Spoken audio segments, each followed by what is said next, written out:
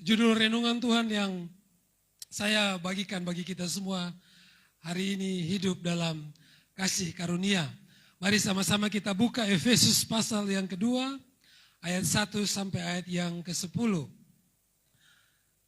Efesus pasal yang kedua, ayat 1 sampai ayat yang ke-10. Saya ayat 1, Bapak Ibu ayat yang kedua, kemudian kita sama-sama di ayat yang ke-10. Yang sudah menemukan, katakan amin. Baru 3 orang. Efesus pasal yang kedua, ayat 1 sampai ayat yang ke-10. Yang sudah menemukan, katakan amin. Mari sama-sama kita akan baca. Saya ayat yang pertama. Judul perikop semua adalah kasih karunia. Kamu dahulu sudah mati karena pelanggaran-pelanggaran dan dosa-dosamu.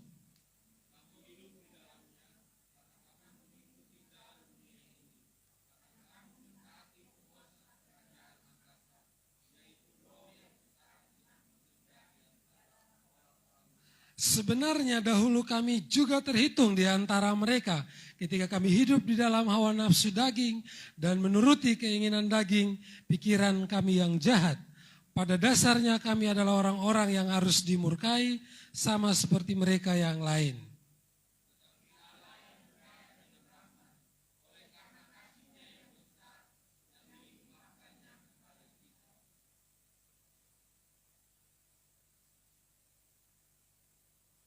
Telah menghidupkan kita bersama-sama dengan Kristus, sekalipun kita telah mati oleh kesalahan-kesalahan kita, oleh kasih karunia kamu diselamatkan.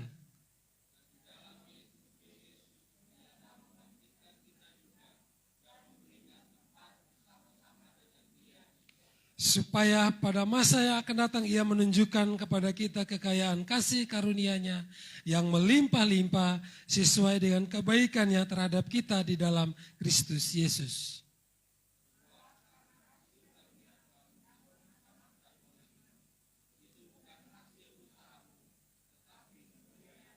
Itu bukan hasil pekerjaanmu, jangan ada orang yang memegahkan diri. 3, 2, 1. Karena kita ini buatan Allah, diciptakan dalam Kristus Yesus untuk melakukan pekerjaan baik yang disiapkan Allah sebelumnya. Ia mau supaya kita hidup di dalamnya.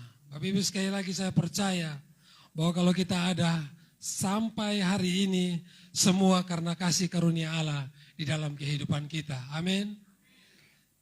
Ya, bahkan Tuhan menyatakan kasih-Nya kepada kita di saat kita masih berdosa, Bapak Ibu. Paulus dengan jelas menuliskan bagian ini. Di bagian yang lain, Bapak Ibu, kita juga bisa menemukan 1 Korintus 15 ayat yang ke-8 sampai ayat yang ke-10. 1 Korintus 15 ayat yang ke-8 sampai ayat yang ke-10. Di situ dikatakan, saya bacakan untuk kita. Dan yang paling akhir dari semuanya, ia menampakkan diri juga kepadaku seperti kepada anak yang lahir sebelum waktunya. Karena aku adalah orang yang paling hina dari semua rasul. Bahkan tidak layak disebut rasul. Sebab aku telah menganiaya jemaat Allah. Ayat yang ke-10. Tetapi karena kasih karunia Allah, aku adalah sebagaimana aku ada sekarang. Dan kasih karunia yang dianugerahkan Ia kepadaku tidak sia-sia.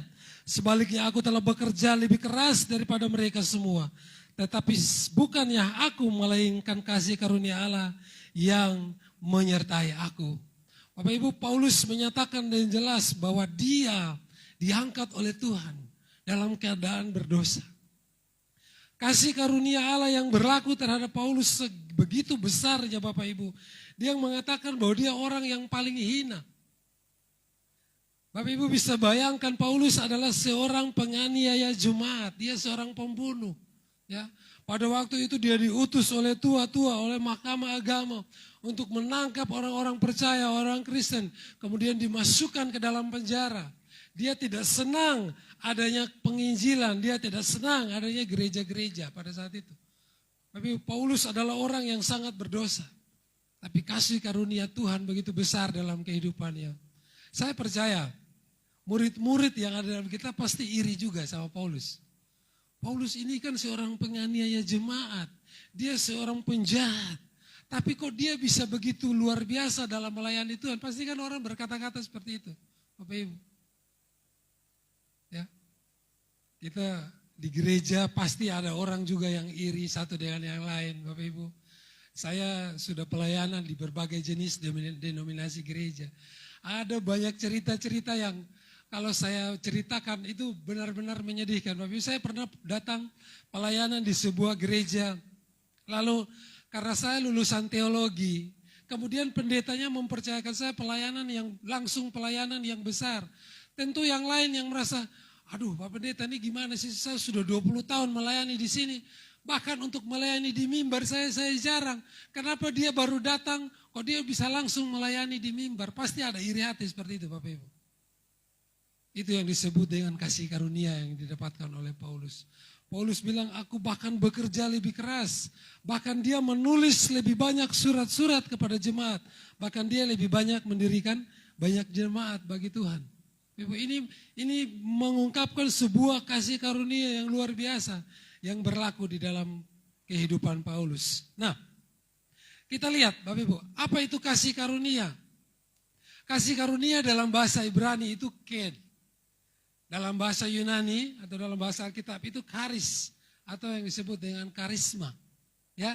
Jadi kasih karunia pertama kali bisa kita baca dan kita temukan di dalam Kejadian pasal yang ke-6 ayat 8. Tetapi Nuh mendapat kasih karunia di mata Tuhan. Nuh mendapatkan kasih Allah. Nuh mendapatkan perkenanan Allah pada saat itu dosa sudah memenuhi seluruh bumi. Ya.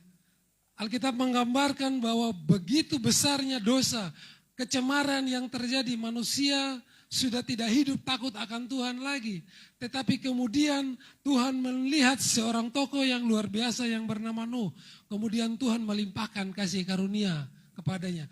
Kasih karunia adalah sesuatu yang sebenarnya Nuh sendiri tidak layak, Bapak Ibu.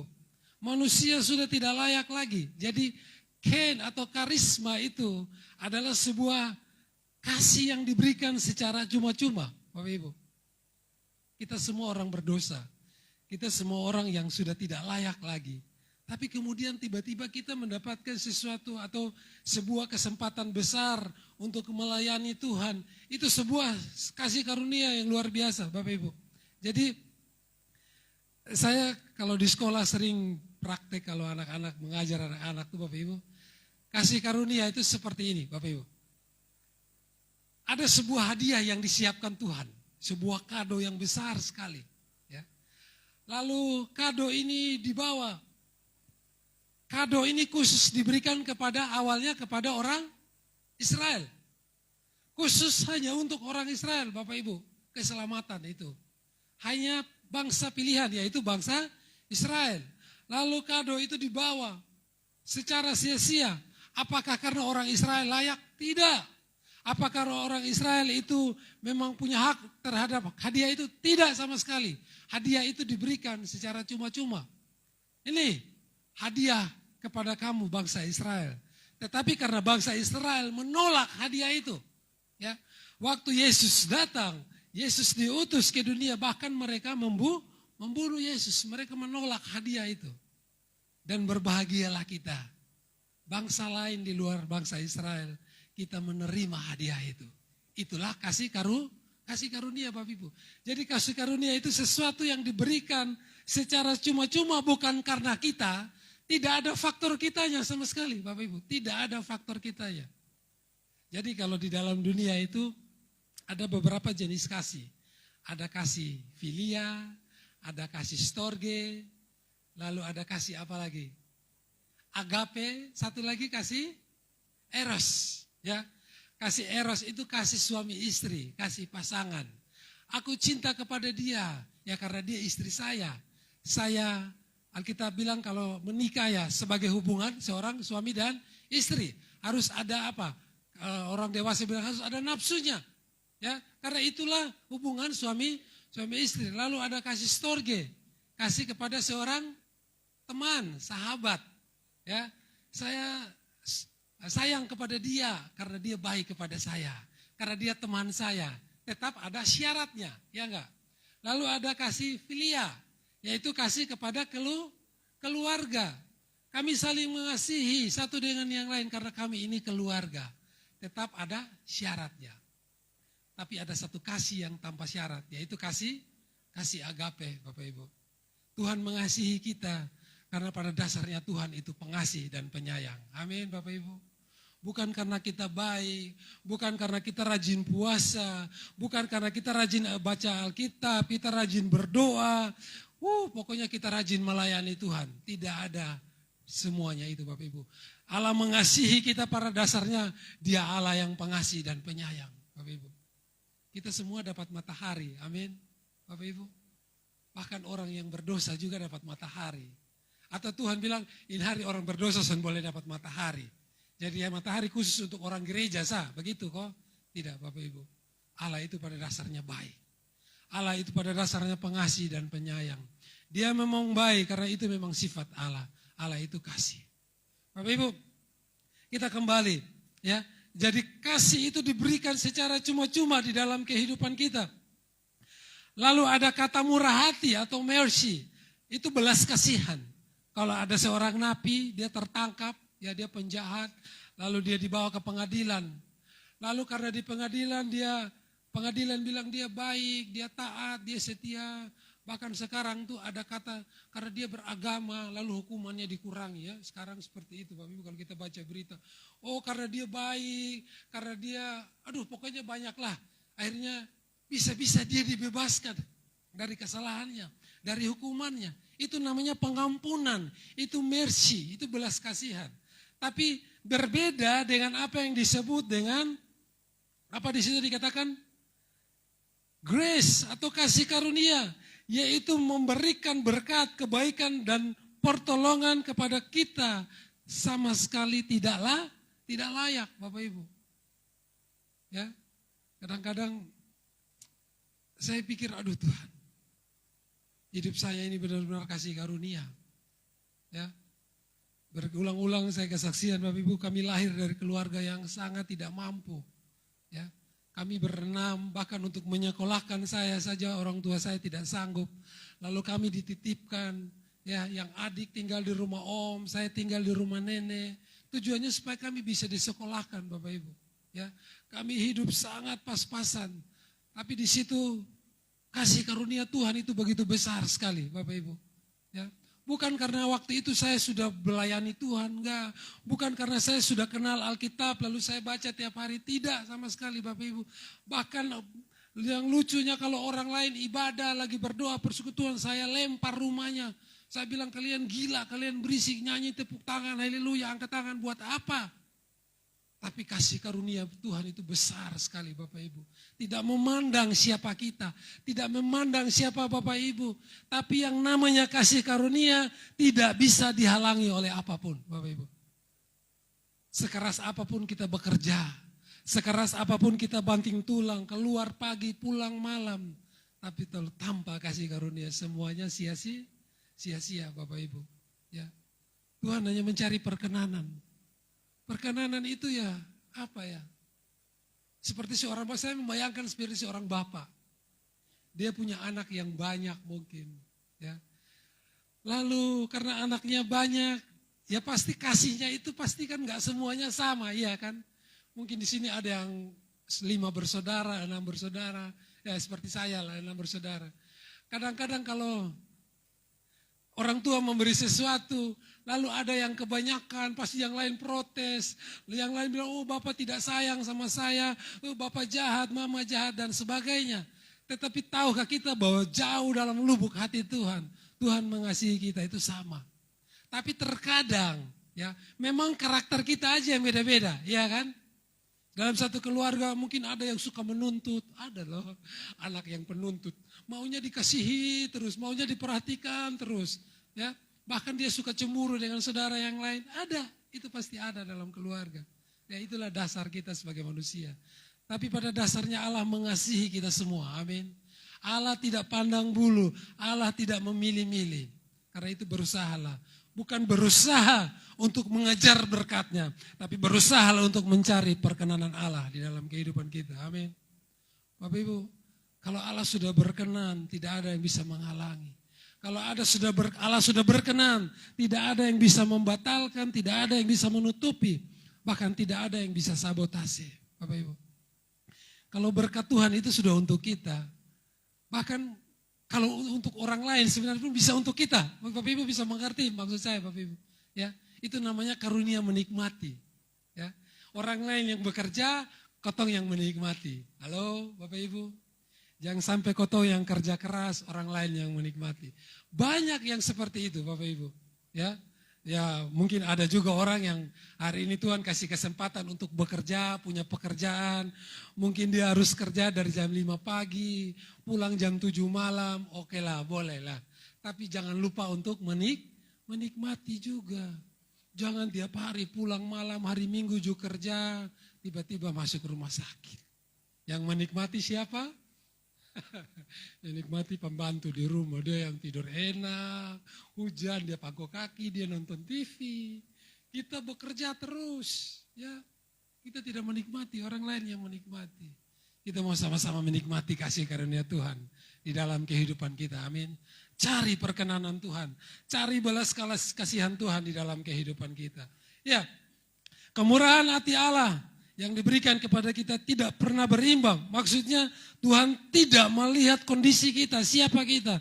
Tapi yang namanya kasih karunia itu pasti dilimpahkan di dalam kehidupan kita. Artinya tidak setimpal dengan perbuatan kita. Bapak tidak dibalaskan ya. Kita tidak hidup lagi di zaman hukum Taurat. Bapak Ibu, hukum Taurat kalau berdosa hari ini, hukuman berlaku hari ini. Kalau kita najis hari ini, kita diusir hari ini. Kalau kita berdosa, kita tidak layak hari ini, ya kita tidak layak. Tapi kita hidup di zaman kasih karunia. Amin Bapak Ibu. Kita berbuat dosa hari ini pun kita tidak dapat hukuman. Tapi kita dapat pengampunan dari Tuhan. Amin. Itu luar biasa sekali. Ya, kita lihat orang-orang yang harus hidup di bawah hukum Taurat.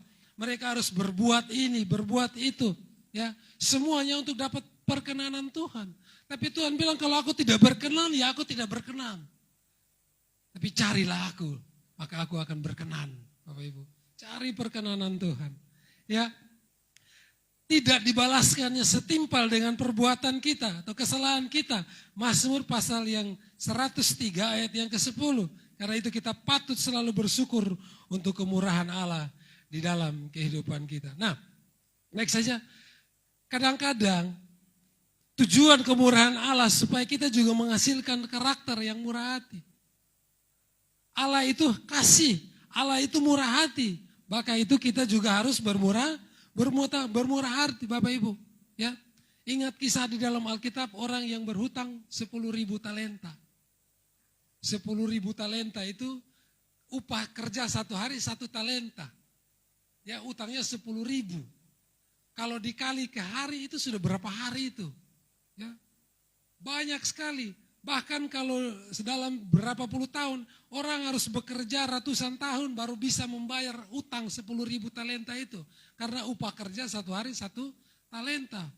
Lalu karena raja itu bermurah hati, raja itu mengampuni semua hutangnya dianggap lunas. Wah, itu kasih karunia yang luar biasa.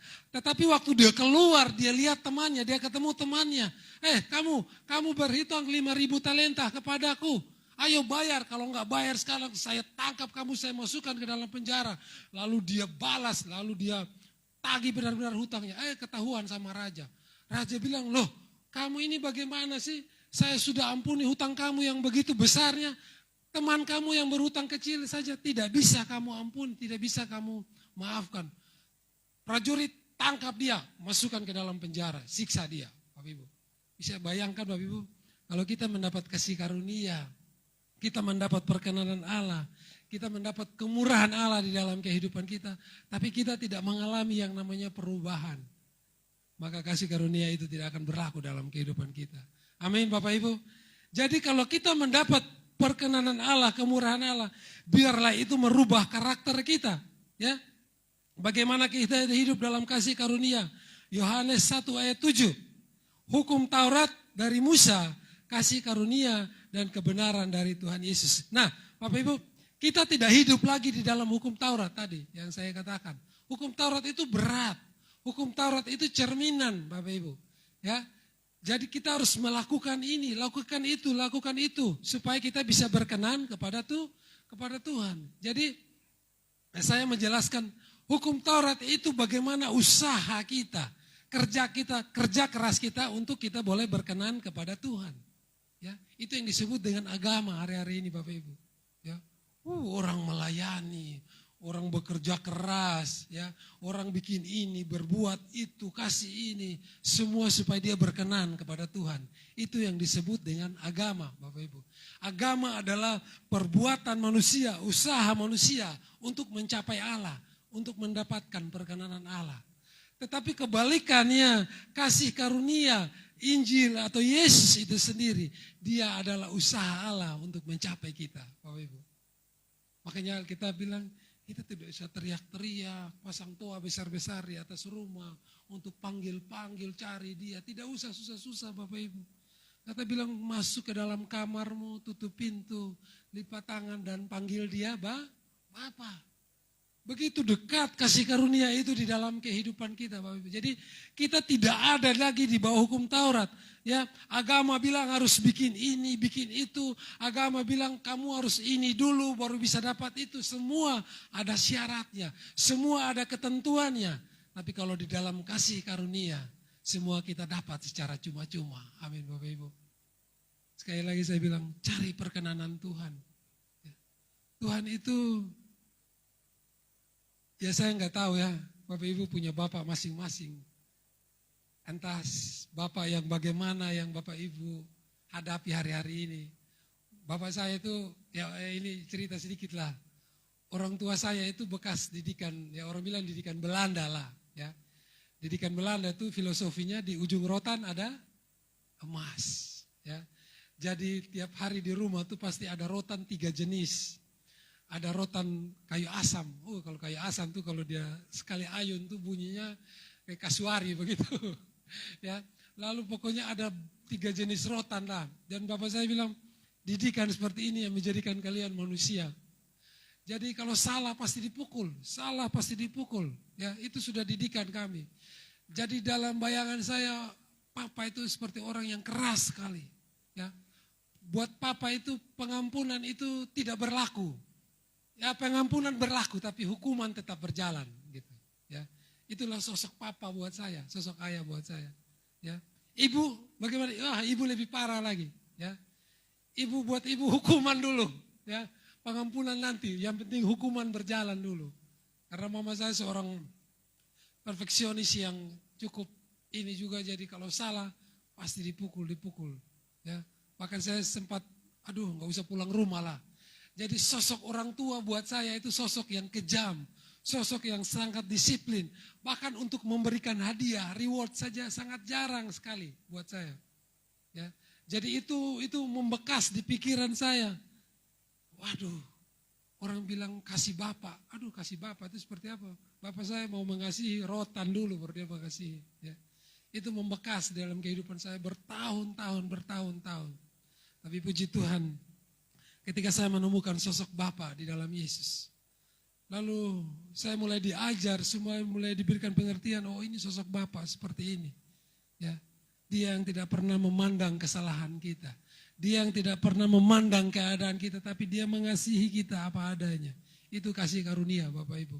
Ya, jadi Bapak Ibu miliki seorang Bapa seperti kasih Allah di dalam kehidupan kita.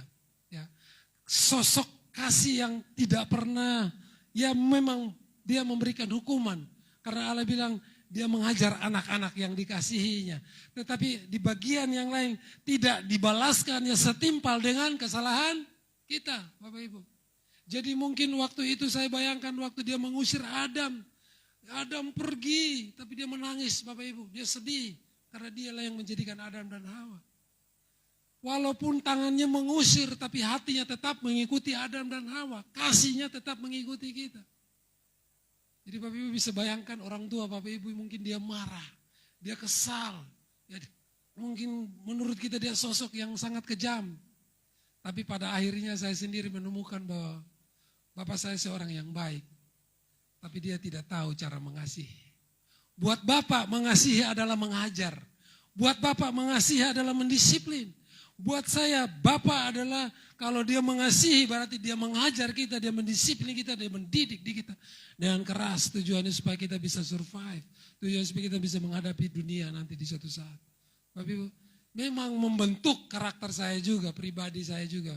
Ya, kadang-kadang Jose juga saya mulai keras Bapak Ibu.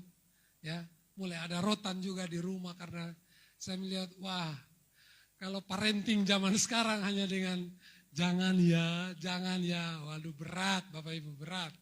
Ya, nanti berasa yang saya punya anak nanti berasa sekali Bapak Ibu. Kadang-kadang saya harus rotan juga. Tapi kalau rotan sekali rewardnya 2 kali. Supaya tidak sampai luka batin di dalam kehidupan. Ya. Selalu saya ajar dia, selalu saya kasih pengertian, selalu saya kasih sesuatu yang akhirnya dia mengerti bahwa dia berbuat salah. Lalu saya kasih hadiah ketika dia berbuat baik. Bahkan 2 kali lipat. Dan dia mulai ingat, oh iya kalau saya berbuat baik, ini yang akan saya dapat. Tapi kalau saya berbuat salah, sudah pasti punishment, sudah pasti hukuman yang akan saya dapat. Bapak Ibu, sosok ayah seperti apa yang kita punya sehari-hari ini? Saya percaya kita punya Allah Bapa yang luar biasa dalam kehidupan kita. Amin Bapak Ibu. Kalau kita sudah dipulihkan, kita sudah menerima kasih karunia itu di dalam kehidupan kita. Kita percaya kasih Allah tidak pernah jauh-jauh di dalam kehidupan kita. Apa saja dampak kasih karunia bagi kehidupan orang yang percaya? Nah kita lihat yang pertama. Yang pertama Bapak Ibu, ayat 1 sampai ayat yang ketiga. Paulus menggambarkan keadaan kita waktu kita dalam keadaan berdosa, Bapak Ibu.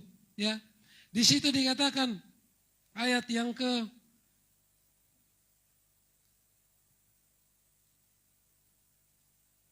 1 Efesus pasal yang kedua, ayat yang pertama tadi. Kamu dahulu sudah mati karena pelanggaran dan dosa. Keadaan kita sudah mati Bapak Ibu. Mati secara rohani. Sudah pasti hukuman yang kita tanggung. Kita ini sekarang seperti orang-orang yang sedang antri menuju ke tempat pemasungan, tempat hukuman Bapak Ibu. Ya, kita sedang antri, kita sedang ada di jalan. Tetapi kemudian dalam keadaan kita seperti itu, ayat yang kedua, kamu hidup di dalamnya karena kamu menuruti penguasa kerajaan angkasa. Siapa dia? Iblis. Ya, kuasa-kuasa kegelapan. Masih hari-hari ini masih banyak orang yang hidup dalam kuasa kegelapan, Bapak Ibu. Saya ingat bapak saya, ya bapak saya seorang pendoa juga Bapak Stevie, seorang penginjil, tapi penginjil kampung. Jadi kalau penginjil zaman dulu itu suka keliling-keliling doakan orang, tapi kemudian bawa sesuatu di tas juga. Nah sesuatu ini yang misteri buat kita semua ya Bapak Ibu. Pokoknya ini sesuatu ini hanya dia dan Tuhan yang tahu gitu ya. Nanti kalau sudah datang ada orang sakit, nanti mereka dipanggil untuk doakan. Oke doakan, bawa Alkitab, taruh Alkitab doakan. Setelah doakan nanti sesuatu itu dikeluarkan dari tas itu. Ya. Nanti sesuatu itu mulai maale sendia, nanti kasih air sedikit mulai gitu. Ya, jadi zaman dahulu seperti itu. Tapi sekarang masih ada juga di kampung-kampung masih ada ya. Kalau dengar cerita Pak Billy, aduh itu menyedihkan juga ya. Jadi kehidupan kita seperti itu Bapak Ibu. Ayat yang kedua, ayat yang ketiga, sebenarnya dahulu kami semua juga terhitung di antara mereka. Kami hidup di dalam hawa nafsu daging, menuruti keinginan daging dan pikiran kami yang jahat. Bapak Ibu, jadi ayat 1 sampai ayat yang ketiga ini menggambarkan keadaan kita dalam keadaan yang sangat berdosa. Bahkan sangat mungkin kita mendapatkan hukuman yang kekal di dalam api neraka. Ya. Jadi bagian yang pertama apa dampaknya? Kasih karunia di dalam kehidupan kita, yaitu kasih karunia mengubahkan kehidupan kita. Dari keadaan kita yang berdosa, kita lalu dimuliakan, disucikan, dikuduskan. Dalam keadaan kita hamba dosa, tapi kita diangkat menjadi anak-anaknya, Bapak Ibu. Dulu kita ini hamba. Hamba itu, mohon maaf ya, hamba itu kayak di rumah, orang kerja, pembantu di rumah. Nanti kalau ada tamu atau apa, nah dia duduk di belakang, ya. Dia makan, nanti kotong sumakan baru dia makan, ya. Nanti yang kotong sisa-sisa dong, kotong kasih dia. Atau pokoknya hamba itu hina lah. Kalau zaman dulu diperjualbelikan, kalau saya sudah beli hamba, apapun yang saya lakukan terserah saya terhadap hamba itu. Sekalipun saya bunuh dia, saya siksa dia, mau saya apakan dia milik saya secara sah pada zaman itu. Bapak Ibu, itu kehidupan seorang hamba. Hina, tersakiti, tidak punya hak sama sekali. Tapi kemudian dari seorang hamba kita diangkat, ya, menjadi seorang sahabat. Kita bilang kamu adalah sahabatku.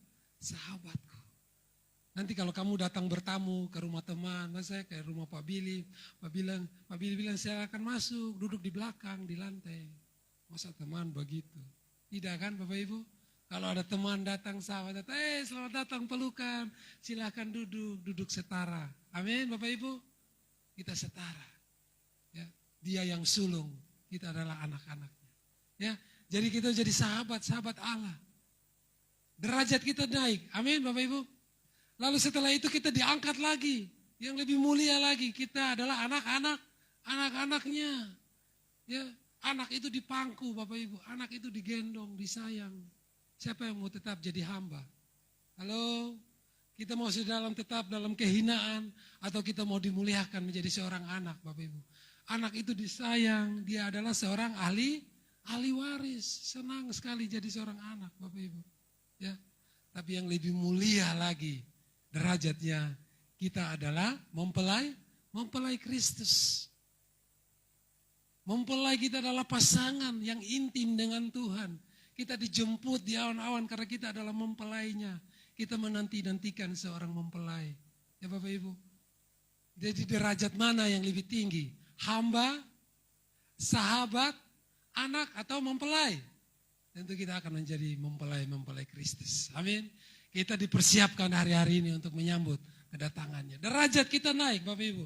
Jadi yang pertama kita diubahkan keadaan kita. Kristus telah menerima belas kasihan dari Allah, yaitu dibebaskan penghukuman kita. Kita dibebaskan, yang seharusnya kita dihukum, yang seharusnya kita mengalami kematian, tapi kita memperoleh kehidupan yang kekal. Amin. Karena begitu besar kasih Allah akan dunia ini, Dia telah memberikan anak yang tunggal. Sebab orang yang percaya kepadanya tidak binasa, melainkan memperoleh hidup yang kekal.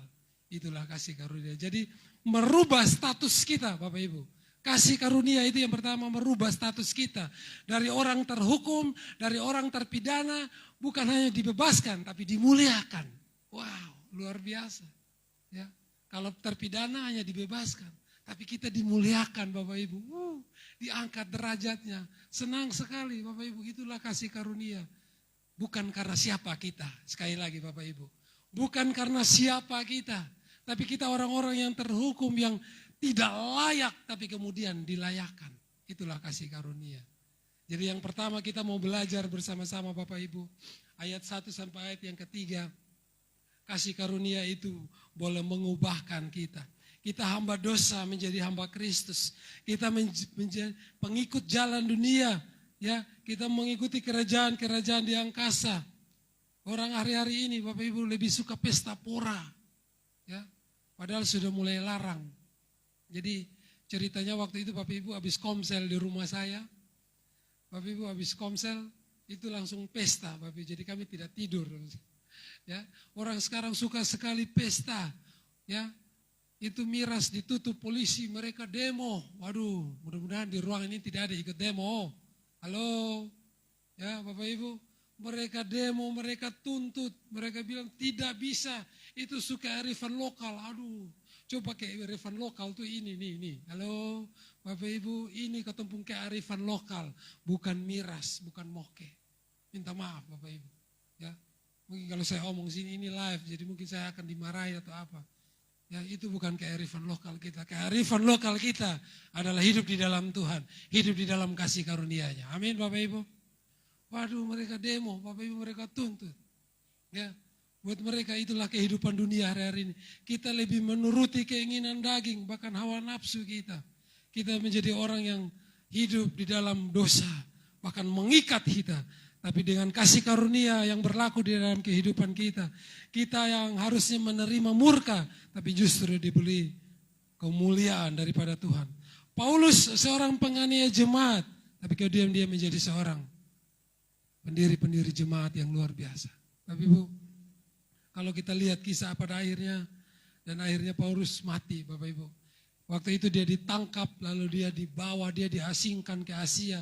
Ya, di dalam kapal dia terombang-ambing, tapi Paulus selalu memberitakan firman. Paulus bilang, kasih karunia Allah besar dalam kehidupan saya. Maka saya pun harus berbuat sesuatu untuk Tuhan. Itulah perubahan hidup. Amin Bapak Ibu. Kita mau berubah dalam kehidupan kita. Amin. Karena kasih karunia Allah besar di dalam kehidupan kita. Ya. Yang kedua, kita lihat yang kedua ayat yang keempat sampai ayat yang ke-9.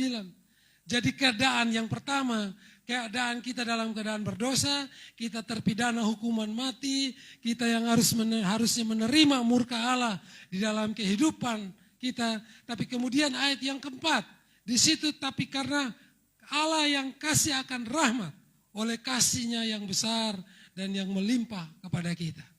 Bapak Ibu, dalam keadaan kita yang berdosa, tapi kemudian dengan kasihnya yang besar itu Allah ingin merubah status kita. Allah ingin merubah kedudukan kita. Allah ingin merubah siapa kita sebenarnya. Tentu kalau kita baca dalam Alkitab kita menemukan bahwa ada sebuah ayat yang orang bilang sebenarnya ini ayat ini boleh tercatat dalam Alkitab. Allah bilang dia menyesal menciptakan manusia. Wow, itu titik yang sampai mana ya? Yang sampai Bapak bilang, ih dia tak menyesal melahirkan lu. Halo? Sampai di mana yang mama pegang rotan dia menangis dan dia mengomel mungkin 3 hari. Dia bilang, wih coy hari besok nusa barana selalu. Waduh, itu kemarahan yang luar biasa. Itu penyesalan yang luar biasa. Itu sesuatu yang sudah meluap-luap dalam hati orang tua yang sampai dia bisa mengeluarkan kalimat seperti itu. Saya pernah Bapak Ibu mengalami itu. Karena saya kakak dan saya harus jaga kedua adik saya, 3 orang adik saya. Jadi kalau adik saya itu, papa mama saya pedagang, jadi mereka harus pergi berdagang dari subuh pulang malam. Jadi kalau saya jaga, adik-adik saya nakal, saya hajar mereka. Ya, karena saya pukul mereka, akhirnya kalau papa mama pulang mereka lapor, saya yang dihajar lagi. Ya, gitu. Jadi timbal balik ya seperti itu. Bahkan karena saya sering pukul mereka, akhirnya papa saya marah sekali. Dia bilang, saya menyesal ya, harus melahirkan kamu. Ya mama yang melahirkan begitu. Dia punya anak seperti kamu. Wow. Di situ saya sadar, wow papa marah sekali. Sangat marah. Hukumannya apa? Karena sering pukul percuma kata papa. Jadi papa ambil HVS 2 lembar, suruh tulis. Ya, dulu saya disuruh tulis. Saya berjanji tidak akan pukul adik-adik lagi. Terus saya berjanji penuh 2 lembar HVS itu saya tulis. Ya, itu hukuman. Jadi sejak saat itu saya mulai sadar, aduh kasihan juga ya. Jadi karena rotan sepatah terus, bosan pukul, hukumannya seperti ini Bapak Ibu. Ya, Allah ingin kita berubah ketika kita menerima kasih karunia. Amin. Allah ingin kita sadar, jangan seperti bangsa Israel. Sudah dikasih makan gratis, ya, minta makan, ya, sudah perlu telepon Allah kirim burung gagak, kirim daging, ya, butuh roti pagi-pagi bangun tidur buka pintu roti jatuh dari langit, tapi tetap berdosa, tetap bersungut-sungut. Allah bilang bosong ini tegar tengkuk sekali, Bapak Ibu. Ya, kira kalau kau jadi anak yang tegar tengkuk gitu orang tua marah, pasti marah, Bapak Ibu. Tapi yang namanya Allah yang penuh dengan belas kasihan. Dia hanya ingin kita berubah. Amin Bapak Ibu. Dia hanya ingin kita tahu, kita sadar bahwa kasih karunia-Nya besar di dalam kehidupan kita. Yang kedua, kita belajar apa dampak kasih karunia di dalam kehidupan kita. Yang kedua, menyelamatkan kita. Ya, kita diselamatkan, yang seharusnya kita mendapatkan hukuman yang kekal, yang seharusnya kita masuk dalam kekekalan hukuman. Di sana Alkitab bilang ada kertak gigi, ada ratap tangis. Kita bisa bayangkan Bapak Ibu. Alkitab bilang bahkan kejahatan yang pada saat itu tidak pernah ada sebelumnya. Bapak Ibu, hari ini orang dibakar hidup-hidup ada enggak? Ada. Orang dimutilasi, dipotong. Waduh, itu kejahatan manusia luar biasa. Tapi hukuman api neraka itu berkali-kali lipat daripada itu. Kesakitan, penyiksaan yang terus menerus. Kekal, abadi, kata Alkitab. Kita harusnya menerima semuanya itu. Tapi kasih karunia Allah itu mengubahkan kehidupan kita. Kemudian yang kedua, menyelamatkan kita. Ya, jadi sekali lagi keselamatan itu bukan karena siapa kita. Ayat yang kelima, telah menghidupkan kita bersama-sama dengan Kristus. Sekalipun kita telah mati oleh kesalahan-kesalahan kita. Oleh karena kasih karunia, garis bawahi, kamu diselamatkan. Di dalam Kristus ia telah membangkitkan kita juga dan memberikan tempat bersama-sama dengan Dia di surga yang abadi. Bapak Ibu, senang sekali ya. Kalau kita yang tadi saya bilang statusnya kita hina sekali. Aduh, kita kadang-kadang orang melihat kita saja Bapak Ibu. Dulu kalau kita pelayanan di kota-kota besar Bapak Ibu. Kalau Bapak Ibu datang, pendeta datang hanya bawa motor saja, apalagi saya cuma bawa Vario. Tidak dianggap Bapak Ibu. Ya, tidak dianggap Bapak Ibu. Minimal kalau Bapak Ibu mau pelayanan di gereja yang besar, minimal datang tuh bawa Innova Reborn ya. Ya, supaya kita bisa dianggap Bapak Ibu. Itulah manusia. Melihat status. Manusia itu selalu melihat sesuatu yang kelihatan saja lalu dia bisa menilai seenaknya. Ya. Tapi Allah tidak menilai seperti itu. Allah ingin supaya kita menjadi orang-orang yang sadar bahwa kasih karunia Allah itu berlaku di dalam kehidupan kita tanpa melihat status kita, tanpa melihat siapa kita. Itulah keselamatan itu Bapak Ibu. Jadi keselamatan itu adalah cara Allah untuk mencapai manusia. Ya, Allah dengan kasihnya itu mengulurkan tangannya kepada kita. Lalu kita merespon dengan mengulurkan tangan kita. Itulah iman, itulah faith, Bapak Ibu. Sekali ulangi lagi, jadi Allah yang begitu pengasih dan penyayang, Dia mengulurkan tangannya kepada kita. Tadi Allah bawa hadiah, nih hadiah buat kamu. Hadiah yang dikasih secara cuma-cuma. Tapi kemudian bangsa Israel menolak hadiah itu. Tapi kita bersyukur bahwa dengan mereka menolak hadiah itu, kitalah yang mendapatkan hadiah itu. Amin Bapak Ibu. Kebayang kita menjadi orang-orang yang suatu saat kita terima mahkota. Lalu kita memimpin ke-12 suku Israel itu. Ya, ada yang terima mungkin Bapak Gembala terima 2 mahkota. Ibu Gembala 1 mahkota. Saya juga mau 2 lah begitu ya. Ada yang 1 Bapak Ibu. Alkitab menggambarkan kita ada bersama-sama dengan Dia sebagai seorang pemimpin. Kalau di dunia ini yang namanya demokrasi, nanti di surga namanya teokrasi. Allah yang memimpin dan kita memimpin bersama-sama dengan Allah. Alkitab bilang di surga kita bisa tembus ruang, kita bisa ada di mana-mana. Wah, kita menjadi orang-orang yang memimpin bersama-sama dengan Allah, Bapak Ibu. Itu kasih karunia Allah yang begitu besar di dalam kehidupan kita. Jadi sekali lagi, Bapak Ibu yang kedua ini, biarlah Allah menyelamatkan kita waktu kita dalam keadaan berdosa itu. Dia mengulurkan tangannya dan kemudian kita merespon dengan mengulurkan tangan kita juga, Bapak Ibu. Hadiah ada, tapi kalau kita tidak mau terima, apakah hadiah itu untuk kita?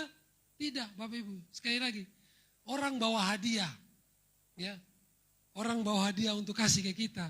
Lalu kita tidak ulurkan tangan, kita diam saja. Hadiah itu masih ada pada siapa? Kepada orang yang membawa.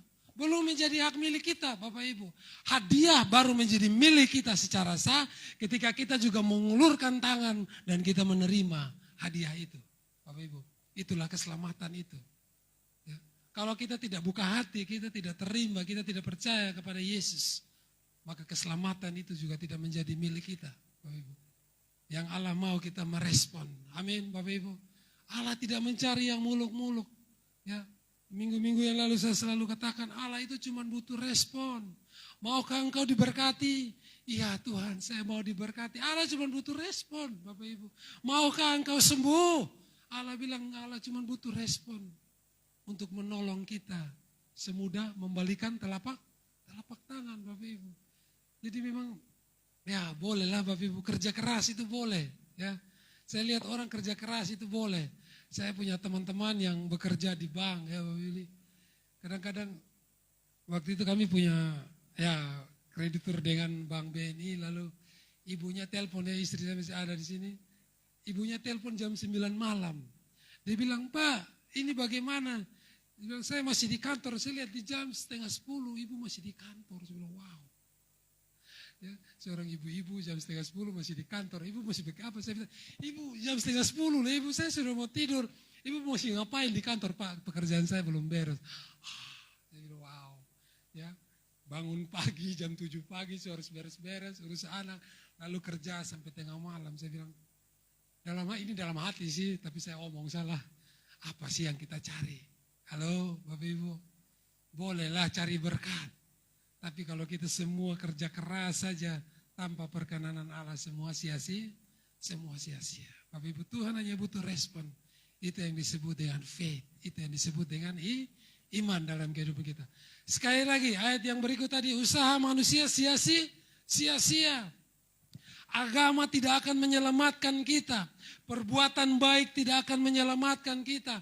Usaha manusia untuk memperoleh keselamatan itu pada akhirnya sia-sia. Tidak ada orang yang bisa selamat dengan usahanya sendiri. Kita hanya bisa selamat kalau kasih karunia Allah melimpah dalam kehidupan kita melalui Yesus Kristus. Itulah kasih karunia Allah itu. Amin Bapak Ibu. Jadi sekali lagi usaha manusia untuk mencapai Allah, untuk mencapai yang namanya keselamatan itu sia-sia Bapak. Tidak ada yang bisa selamat. Ya, kita hanya selamat di dalam Tuhan Yesus. Nah, Bapak Ibu, kalau kita sudah selamat, kalau kita sudah mendapatkan kasih karunia itu, berarti tugas kita yang berikut adalah yang ketiga, memperbaharui perbuatan kita. Artinya kita menjadi orang yang berbeda. Orang yang sudah selamat itu hidupnya berbeda. Tadi saya bilang seorang hamba yang sudah diangkat derajatnya menjadi seorang sahabat, kehidupannya pasti berbeda Bapak Ibu. Ya, hamba, gambaran Alkitab hamba itu tidak punya hak lagi. Hamba itu ya sudah, saya mengabdi kepada Tuhan, saya seumur hidup saya sampai saya mati, itulah hamba. Saya sudah dibeli. Tapi kemudian kita ditebus dengan harga yang mahal, ya. Jadi zaman dahulu itu kalau orang ke pasar, ya zaman dahulu perbudakan, masih zaman-zaman perbudakan itu, nanti kalau kita mau beli hamba kita ke pasar Bapak Ibu. Nanti hamba orang-orang kulit hitam pada saat itu mereka dirantai, dipasung, lalu dijejerkan seperti anjing di pasar-pasar, lalu mereka mulai menawar, mungkin mereka mulai membeli Bapak Ibu. Kamu saya beli, saya tunjuk minta maaf ya. Saya beli dengan harga sekian, lalu hamba ini saya bawa pulang, nanti dia bekerja kepada saya. Kalau dia sudah bekerja kepada saya, mohon maaf Bapak Ibu, itu sejarah pertama kali anting-anting orang pakai itu ya untuk hamba itu. Ya. Nanti hambanya itu dikasih anting-anting, lalu harganya berapa itu ditulis di situ di telinganya itu. Ini saya beli, punya saya, bahkan ada mereknya Bapak Ibu. Kalau saya namanya C ya, Kris ya C di sini harganya berapa gitu supaya dia kemana-mana orang tahu itu hambanya Kris tuh, bawa lagi kembali ke Kris rumah Bapak Ibu, dia menulis seperti itu. Jadi kalau punya saya berhak apakan saja dia Bapak Ibu, hina sekali, tidak punya hak. Tapi Bapak Ibu kita berubah statusnya, kita diangkat statusnya, derajatnya kita dipindahkan karena kita memperoleh kasih karunia itu. Jadi yang ketiga yang kita mau belajar Bapak Ibu, kasih karunia memperbarui perbuatan kita. Kalau kita sudah dapat kasih karunia itu bukan berlaku hanya untuk kita saja. Tadi hamba yang berhutang 10.000 talenta itu. Kalau sudah diampuni berarti tugas kita mengampuni. Kalau sudah diselamatkan, kita sudah dapat kabar baik itu dalam kehidupan kita. Tugas kita lagi, Alkitab mengutus kita, Tuhan mengutus kita untuk kita boleh menjangkau banyak jiwa. Untuk mereka juga diselamatkan Bapak Ibu. Kadang-kadang kotong manusia itu egois sekali. Kotong sudah dapat hadiah, kotong sudah dapat kasih karunia, kotong sudah dapat berkat, lalu semuanya kotong simpan untuk kotong pung diri saja. Sudah ini untuk beta saja, orang lain tidak usah. Tidak berlaku untuk kasih karunia Allah itu dalam kehidupan kita. Tugas kita adalah kita dapat kasih karunia, tugas kita sekarang adalah berbuat baik. Ayat yang ke-10 ya. Coba kita baca bersama-sama lagi. 1, 2, 3. Karena kita ini buatan Allah, diciptakan dalam Kristus Yesus untuk melakukan pekerjaan baik yang dipersiapkan Allah sebelumnya, Ia mau supaya kita hidup di dalamnya. Jadi yang ketiga Bapak Ibu, tugas kita sudah selamat, sudah berubah statusnya, tugas kita sekarang adalah berbuat baik. Tapi bedanya Bapak Ibu, berbuat baik bukan untuk selamat lagi, tapi berbuat baik karena sudah diselamatkan. Ya, jadi yuk kita rubah konsep kita. Beta mau berbuat baik lah supaya beta dapat berkat dari Tuhan. Enggak, Bapak Ibu, kita ini sudah ada dalam status anak. Halo, status anak tuh lu perlu berbuat baik. Lu pun Bapak pasti mengasihi lu karena status lu adalah anak.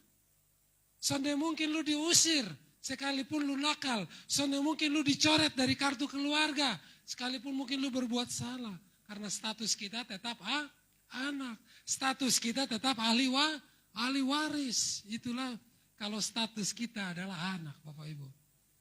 Kadang-kadang kita memposisikan diri kita, kita ini tinggal dalam satu rumah, tapi kadang-kadang kotong bukan hidup sebagai seorang anak.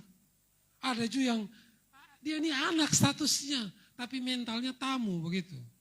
Mental tamu itu dia cuma makan, tidur, habis itu pisu. Nah, kadang-kadang seperti itu. Atau mungkin mentalnya mental pembantu ada, ya. Yang lain lagi santai jalan-jalan, di rumah sampai mau kerja, sampai mau buat cuci, setrika, begitu. Ada yang seperti itu. Halo Bapak Ibu, status kita adalah anak. Amin Bapak Ibu. Allah mengasihi kita. Jadi jangan punya mental hidup yang tidak berubah. Mental hidup yang supi gereja tapi masih tetap berbuat dosa.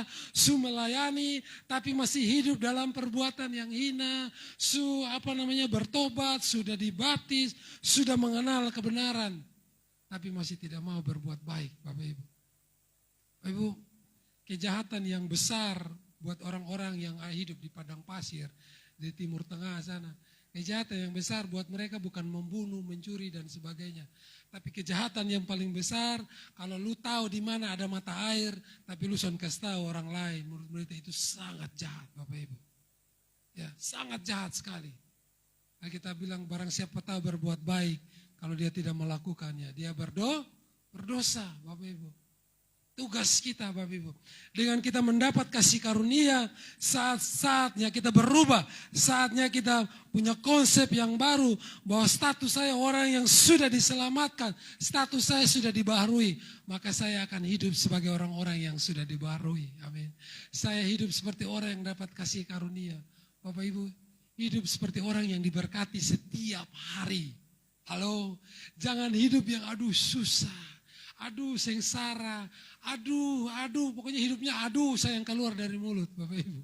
Ya, saya pun tetangga, Bapak ini live, kalau nonton justru apa, ya, datang kau suka ketuk pintu, kau senyum, tuh berarti bisa tahu dia mau apa nih, gitu. Ya, kadang-kadang saya mau ngomong, istri saya bilang yang belum, kemarin belum, gitu. Tapi karena dia butuh, kadang-kadang kalau istri di belakang beta rogo, kau kasih juga, ya, kasih istri mau ngomong sudah apa. Karena ya begitulah. Jadi jangan hidup yang punya konsep hidup yang susah terus. Tapi punya konsep aku diberkati hari ini. Ya. Keluar dari rumah aku diberkati karena aku hidup dalam kasih karunia Tuhan. Amin. Aku sehat karena Tuhan memberikan kekuatan kepadaku.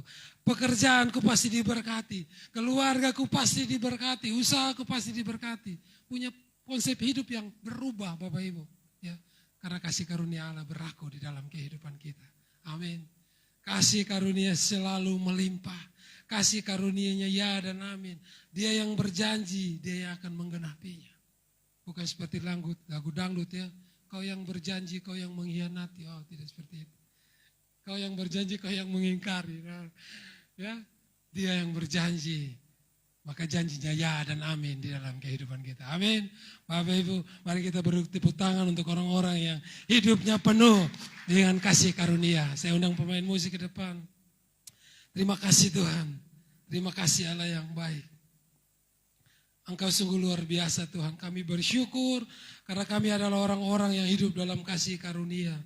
Kami dapat kasih karunia bukan karena siapa kami, bukan karena kami sudah berbuat baik, bukan karena kami sudah melakukan sesuatu untuk Tuhan. Tapi karena pada dasarnya Tuhan memang baik di dalam kehidupan kami. Terima kasih Tuhan.